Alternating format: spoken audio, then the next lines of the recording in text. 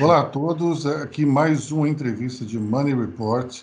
Hoje eu vou conversar com Ivo Von Rha, CEO da Atier Von Rha. E essa conversa, logicamente, ela tem a ver com o principal ramo de atividade da empresa AW, que é a construção e o planejamento, a arquitetura, a realização da criação de ambientes de trabalho e de escritórios.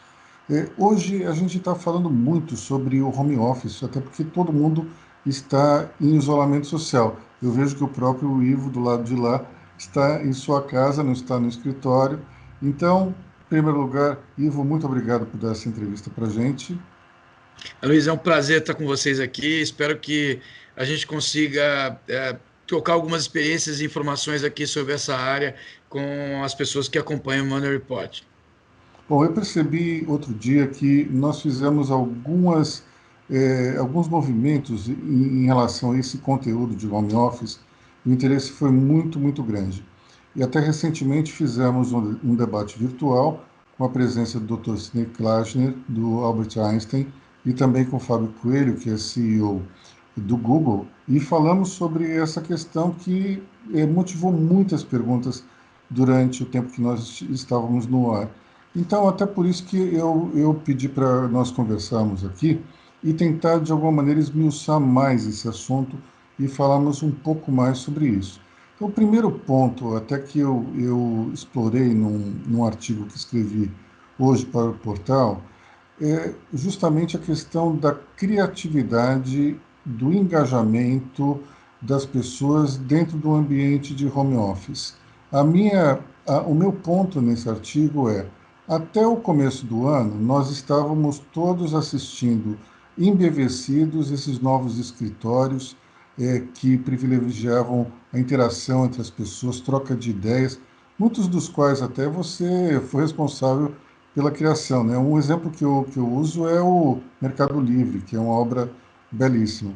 Então, a minha pergunta para a gente começar esse nosso debate é: como é que fica justamente a motivação das pessoas dentro de um ambiente que está fora do escritório? Depois a gente até pode falar um pouco, eu sei que você está conversando muito com os clientes, debatendo muito esse tema, mas para a gente começar, como é que você vê a motivação? Até acho que pessoalmente você, como CEO, tem tido uma experiência muito interessante ao liderar uma equipe tão grande como a da Tia Von Rha e ter que falar com todo mundo à distância, né? Sim.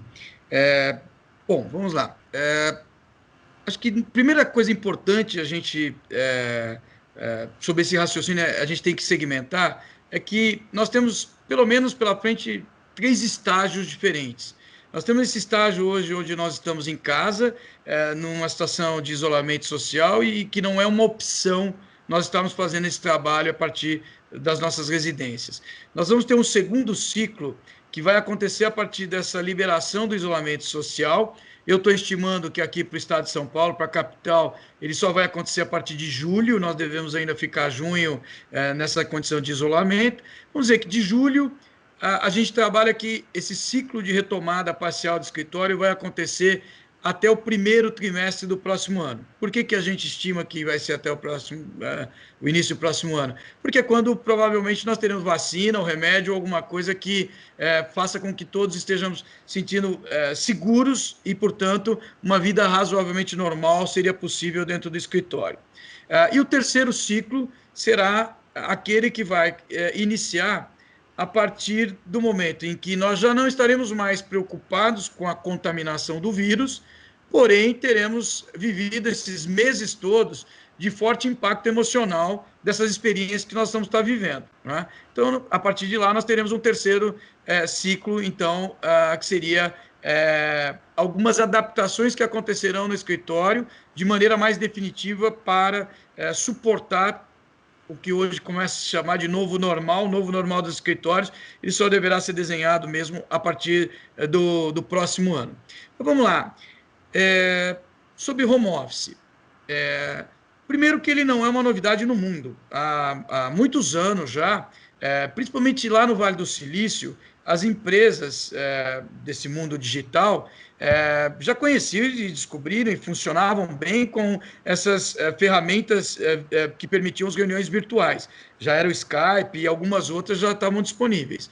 E em algum momento, algumas empresas, e tem aquele caso famoso do Yahoo, que incentivou fortemente as pessoas a irem fazer o trabalho a partir da sua residência, o home office. E, passado algum tempo, eles perceberam que começaram a perder a conexão dos funcionários com a empresa, o engajamento, a produtividade, a eficácia. E aí uma outra CEO assumiu e ela determinou que deveria extinguir o home office e todos deveriam voltar para o escritório, porque era necessário trazer esses colaboradores para dentro para que houvesse essa recuperação da cultura da empresa, a retomada da transferência de valores, de propósito da empresa, gerando um novo engajamento e um novo aspecto de produtividade, eficácia, conexão das pessoas com a empresa. Hoje, eu acho que o contexto é um pouco diferente. Eu acho que nós devemos procurar juntos um equilíbrio entre o que pode ser a boa experiência do home office com a necessidade ainda de manter os colaboradores com uma conexão com a empresa, com a liderança, com as pessoas que realmente transferem todo esse conhecimento, cultura, valores para esses colaboradores. Bom, a gente tem recomendado para os nossos clientes, com os quais nós temos a oportunidade de conversar, em primeiro lugar, cautela, para não tomar nenhuma decisão impulsiva nesse momento, norteada seja até por uma redução de custos ou pela experiência positiva que está tendo no uso dessas ferramentas digitais. O contexto de hoje é um contexto de muita pressão sobre todos os aspectos e que todo mundo procura encontrar alguma maneira de funcionar razoavelmente bem e dizer que está bem no atual momento. Para uma solução mais definitiva de avaliação do home office, a gente entende que isso deverá ser trabalhado sobre 3 prismas diferentes.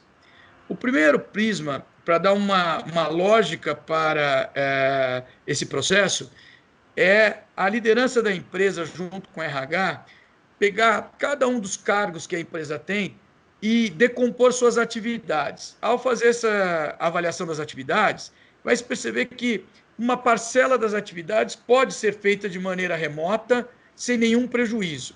Porém, tem algumas atividades que fariam muito mais sentido fazer de maneira integrada e dentro, por exemplo, de um ambiente do escritório. Posso citar até um exemplo do nosso caso. Nós temos vários arquitetos que trabalham na área de desenvolvimento do projeto. É um trabalho muito focado, ainda que ele esteja em rede, conectado com outros arquitetos que estão trabalhando no mesmo projeto, é um trabalho de concentração e vinculado apenas à sua máquina. E ele pode perfeitamente fazer isso grande parte do tempo na sua residência ou num trabalho remoto. A gente, por exemplo, dimensiona que 4 dias da semana esse arquiteto poderia trabalhar à distância. Mas um dia da semana, ele deveria ter atividades no escritório, que é onde ele encontra os projetistas técnicos de área, elétrica, ele precisa abrir plantas grandes para fazer a interação, ele tem reunião com fornecedores que vão ajudar a escolher materiais, ele tem a nossa sala de amostra para escolher materiais, ele tem encontros com a liderança, que é para ver as atividades como foram desenvolvidas. Então, veja que nessa nossa análise, para aquela função de arquiteto de desenvolvimento, poderíamos chegar a 4 dias remoto e 1 dia dentro do escritório. Porém, quando eu pego um outro grupo de arquitetos, que é da parte de criação, da parte de prospecção, nos concursos que nós estamos, nós chegamos à conclusão que talvez eles devessem ficar 5 dias por semana dentro do escritório, porque todo o trabalho é totalmente interativo.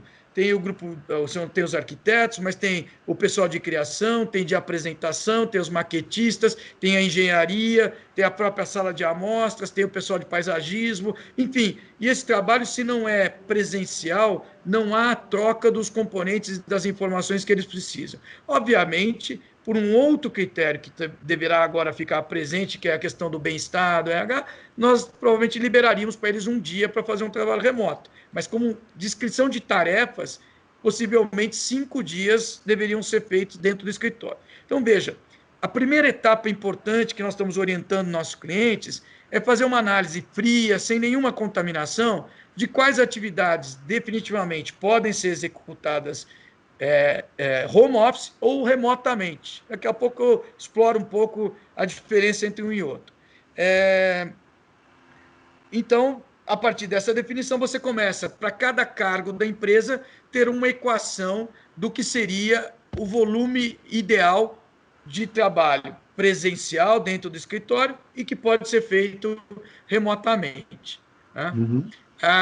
Aí entra a segunda parte, o segundo prisma que nós achamos muito importante, que o RH, nós não achamos que hoje esse resultado seja tão efetivo, mas ele já pode ser feito como um estágio de mapeamento, que consulte os colaboradores sobre como é que são as suas condições de trabalho remoto. Né? Nós temos situações muito diferentes. Já falamos algumas vezes que os millennials adoram morar num estúdio de 25, 30 metros hoje, e toda a sua atividade coletiva é feita no próprio prédio. Tem a lavanderia, tem o restaurante do próprio prédio, enfim. Será que, se ele for um desses arquitetos de desenvolvimento e vão ficar 4 dias por semana, 80% da sua vida trancado dentro de um estúdio, ele vai se sentir bem a médio prazo? Será que o psicológico dele, o emocional, vai estar bem resolvido? Né?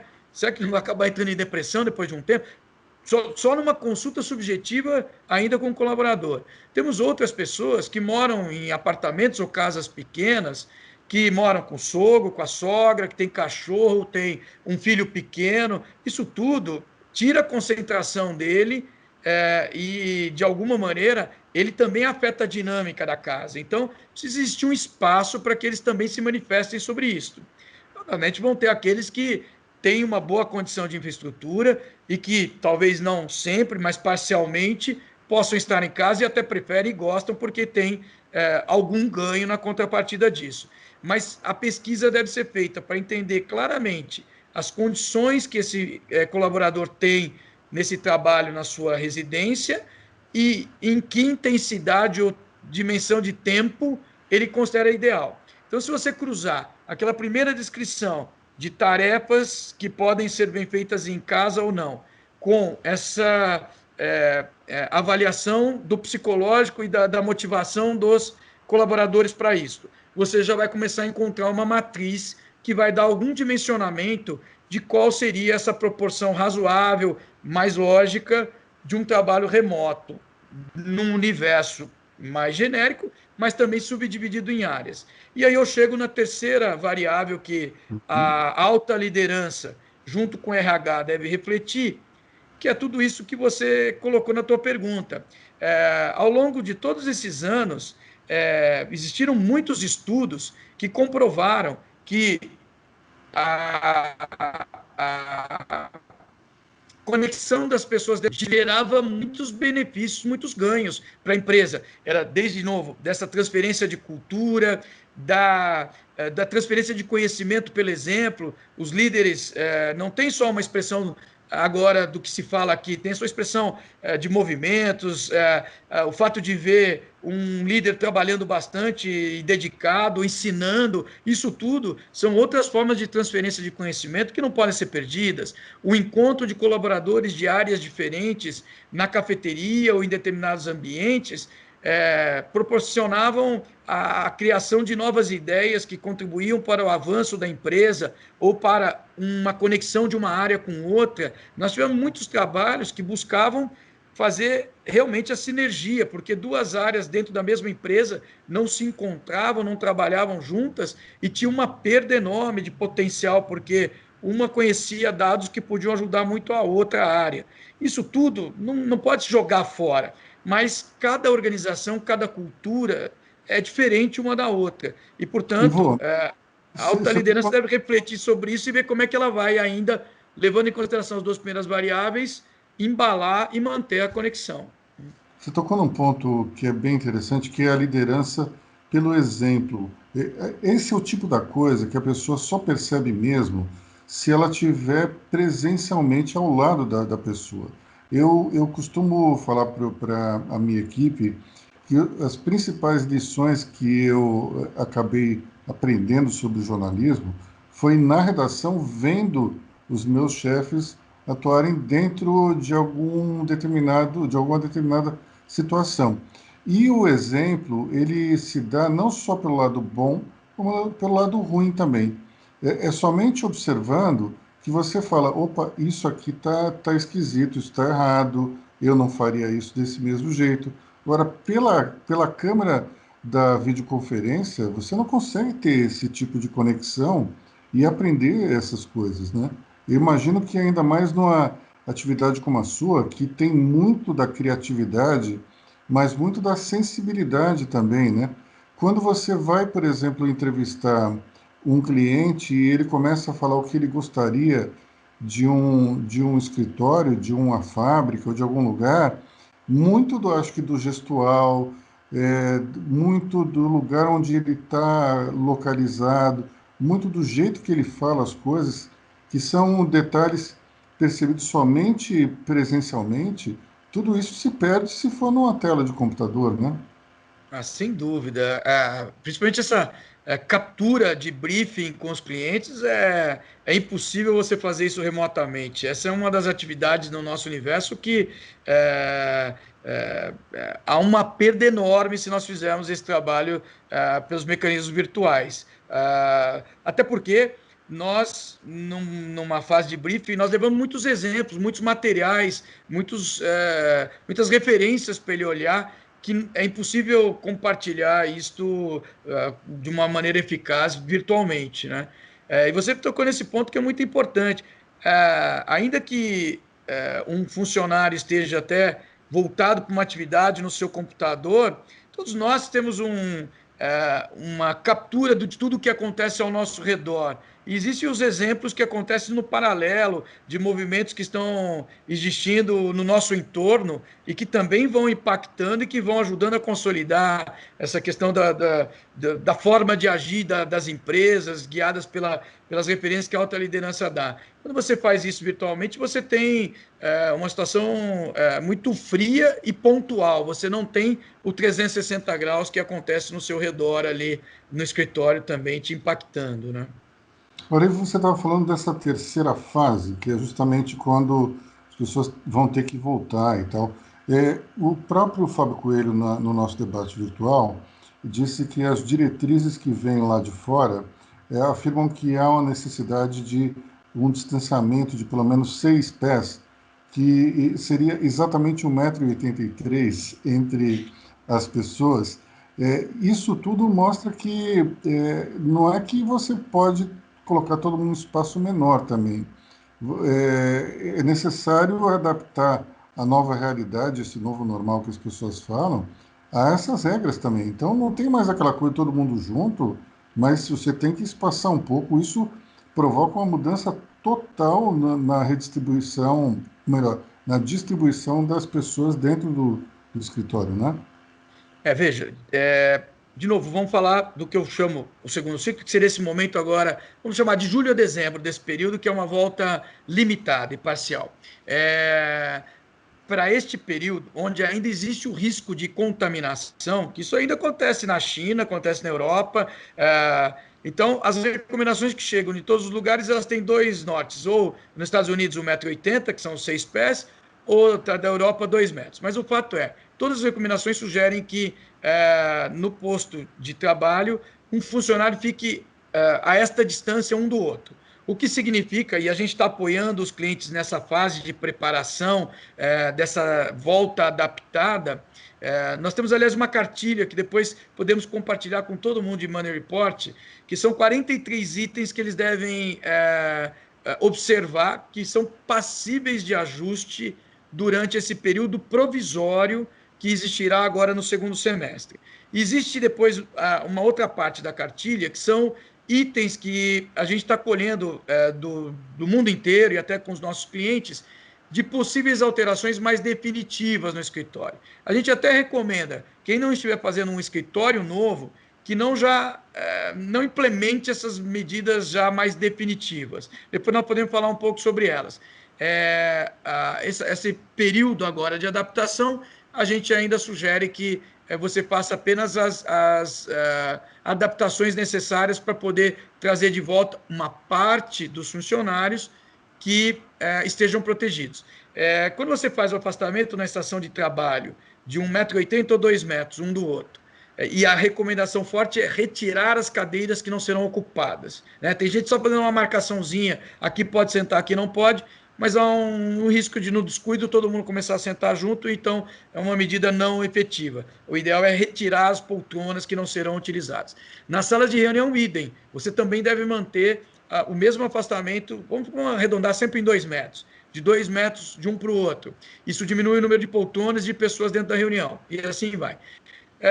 Para os clientes, varia de um cliente para o outro, mas está variando entre você poder trazer de volta entre 30% a 40% dos funcionários que estavam habitando o escritório antes da pandemia. Ou seja, ao mesmo tempo, você só terá 1/3 da sua empresa dentro do escritório durante esse período. Aí alguns querem fazer rodízio, hora vem um, hora vem outro, outros já estão exercitando um pouco daquilo, quais atividades é melhor ficar ainda em casa, outros vão voltar. Cada um tem o seu momento, né? Então, a gente está apoiando, e um dos movimentos que são necessários fazer, são 5 frentes de trabalho nesse período de adaptação, é essa questão do ajuste do escritório. Ambientes que antes podiam estar com todo mundo numa condição de aglomeração, como uma cafeteria, deve ter uma série de restrições de pessoas ali. Isso tudo também não tem valor se você não fizer um trabalho com o condomínio, porque o condomínio e as empresas que estão no mesmo prédio, se nós não fizermos alguma lógica de organização, todo mundo vai chegar às 9 horas e subir no mesmo elevador, e lá no elevador ter a aglomeração que não deve existir. Então, é um dos pontos que nós estamos apoiando e auxiliando as nossas empresas neste período de adaptação ainda dessa volta temporária sobre esse regime. Existem outras 4 variáveis, que depois, se você quiser, nós podemos falar. Uma continua sendo as questões de higiene, muita limpeza, muito álcool gel. Outra é uma adaptação da tecnologia, quem ainda não tem o Wi-Fi bem resolvido, as condições bem resolvidas de Wi-Fi e conferências nas suas salas, nos seus ambientes também devem ter. Há um problema importantíssimo que tem que ser lidado pelo RH ou pelo pessoal de comunicação, que é toda a orientação dos funcionários sobre como eles devem se comportar neste período, e não só o comportamento, mas também o psicológico para essa volta. Tá? E, eventualmente, até algum ajuste de política. São alguns detalhes que estão nessa cartilha desse período de adaptação dessa volta. Ivo, você, no meio da pandemia, foi pego com várias obras andando, né? Sim. Como é que foi essa adaptação? Porque eu acho que vocês criaram uma coisa e, de repente, com a pandemia, tiveram que adaptar para um outro cenário, né?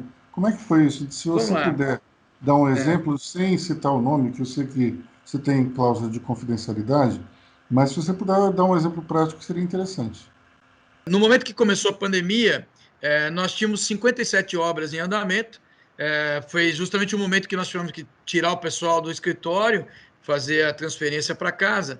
Ao mesmo tempo, nós, com a liderança do nosso Departamento de Segurança do Trabalho, nós fizemos um movimento intenso de levar muita informação, tanto para os nossos funcionários, quanto para todos os colaboradores que estavam atuando nas obras. Eram mais de 4.200 operários nas obras.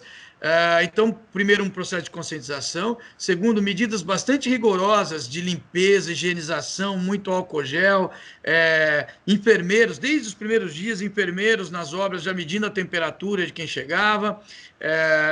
Médicos circulando as obras até para tirar dúvidas, para esclarecer. Isso tudo, a limpeza, uma limpeza intensiva dos ambientes de obra, várias vezes ao dia. Nos refeitórios, isso que nós discutimos agora, de fazer o afastamento no escritório, já no refeitório a gente já fez o afastamento de 2 metros de distância um do outro, turnos diferentes, enfim, isso tudo se mostrou muito eficiente. Nós tivemos até o momento algo como 30 pessoas que tiveram sintomas, e dessas 12 pessoas tiveram confirmação, 3 com internação, mas que já superaram e estão bem resolvidos. Por esse volume de pessoas que nós estamos lidando, foi bem sucedido, acho que as nossas medidas preventivas por enquanto. né? Inclusive, agora já fornecemos máscaras para todo mundo no seu deslocamento para casa, porque esse é o grande problema, o perigo do vírus que ele pode levar para dentro do ambiente de obra.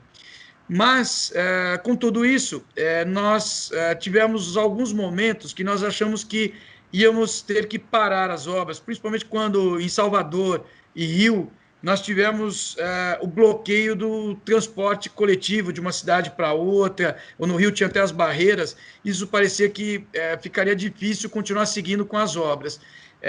Realmente, em Salvador, hoje ainda a gente não conseguiu a retomada, porque há um bloqueio para transportar o pessoal de Camaçari para lá, e nós temos muitos operários de lá. Mas no Rio já retomamos, e a verdade é que nesse momento nós temos 44 obras em andamento.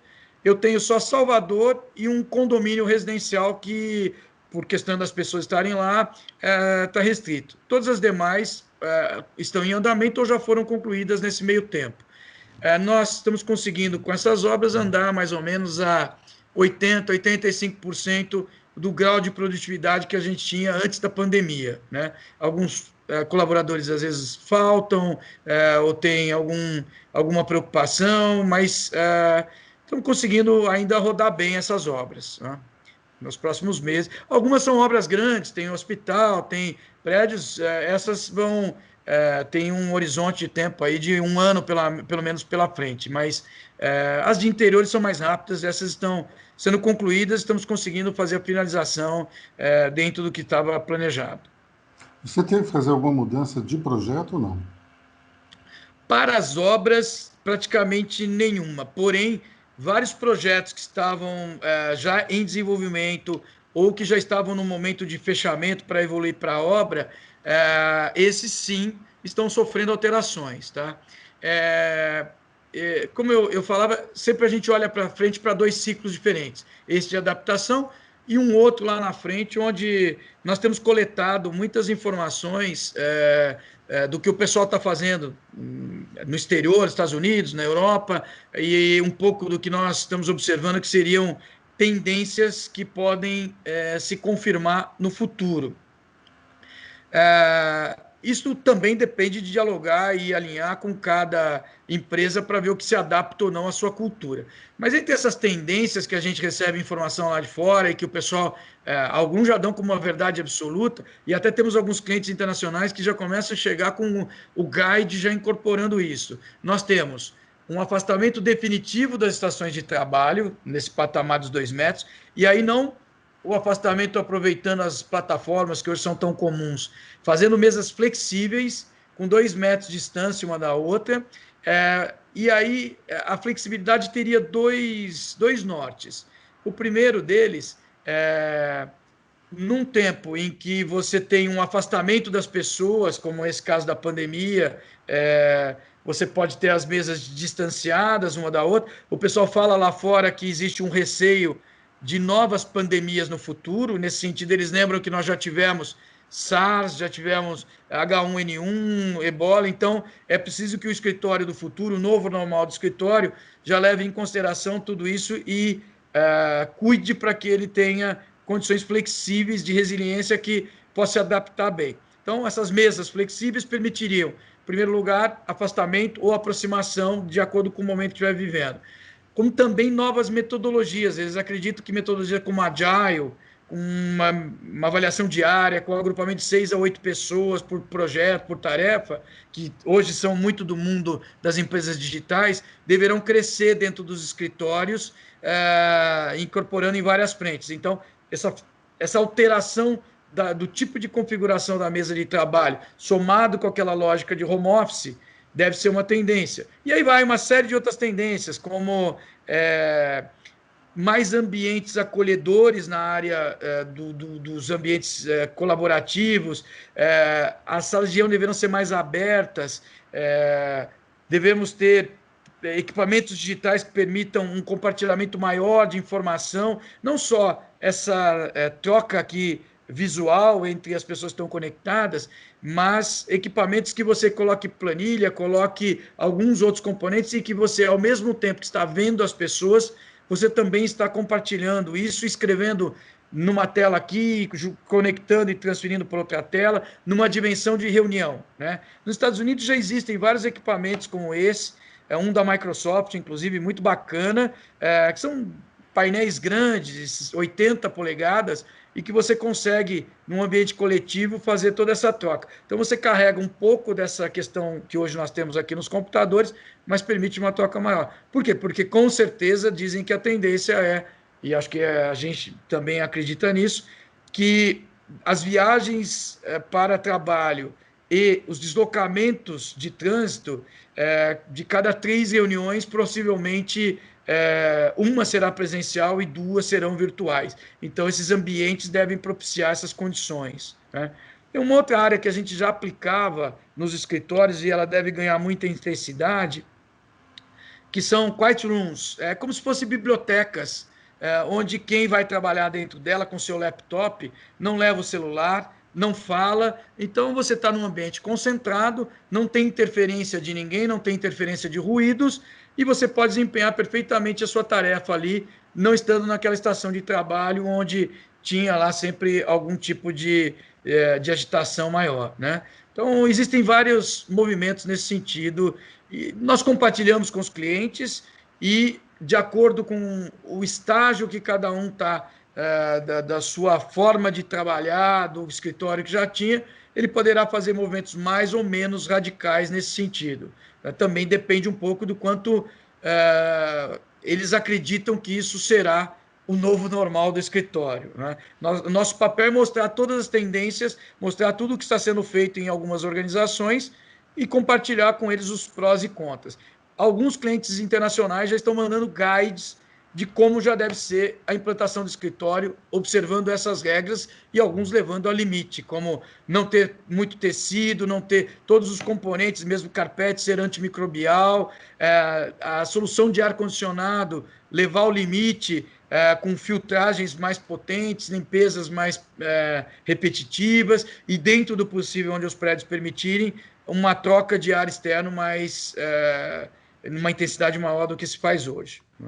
Ivo, para a gente terminar, uma pergunta relativa ao que motivou muita gente a abraçar de uma forma um tanto quanto, eu diria que exagerada e um tanto quanto precoce a ideia do home office, que é o custo, né? Quanto o custo do real estate interfere dentro de uma empresa grande, dentro de uma empresa média? Você tem esses números para compartilhar com a gente?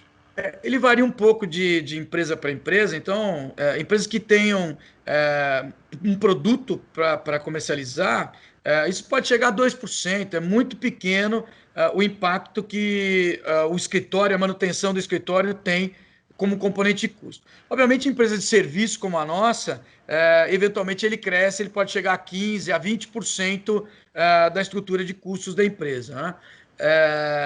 Então, ele é um componente variável. Nós temos que estar sensíveis a isso também, porque hoje muitas empresas estão sofrendo um forte impacto do contexto econômico e, portanto, talvez num curto espaço de tempo, num primeiro momento, a redução do escritório seja até uma solução por uma motivação econômica e não por outras razões. Eu acho só um pouco perigoso aqueles que estão descobrindo que é possível a gente trabalhar digitalmente, como estamos hoje, já assumir que 100% da organização deve e pode ser assim. Como eu já coloquei durante toda a nossa conversa, eu acho que temos que observar aqueles outros parâmetros para poder chegar numa condição ideal, onde todos vão ter um ganho. Com certeza existirá mais home office. Com certeza, para algumas pessoas, isso vai significar mais qualidade de vida. Então, isso era já um movimento natural e que ganhará força com essa descoberta, com essa experiência que nós estamos tendo. Mas o movimento exagerado, por outro lado, pode começar a médio e longo prazo ter essa perda de conexão com a empresa, e aí isso poderá virar em diminuição de produtividade, eficácia. Então, achar esse meio termo com as condições ideais dentro da cultura de cada empresa, é o que nós recomendamos e estamos nos propondo a refletir junto e trabalhar junto para ajudar a encontrar esta equação. Bom, Ivo, muito obrigado pela entrevista e eu tenho certeza que isso é um assunto tão complexo e tão intrigante que a gente vai voltar a conversar sobre isso mais aí para frente. Estamos à disposição e você tem razão, porque a cada mês que nós evoluímos nesse contexto, as percepções e as consolidações de ideias vão se ajustando. Então, estamos à disposição para continuar falando ao longo desses próximos meses, que infelizmente ainda vamos ter que conviver com isso, para a gente estar pensando e refletindo sobre como deverá ser essa volta à nova normalidade do escritório também. Tá? Um prazer estar com vocês aqui. Muito obrigado, viu?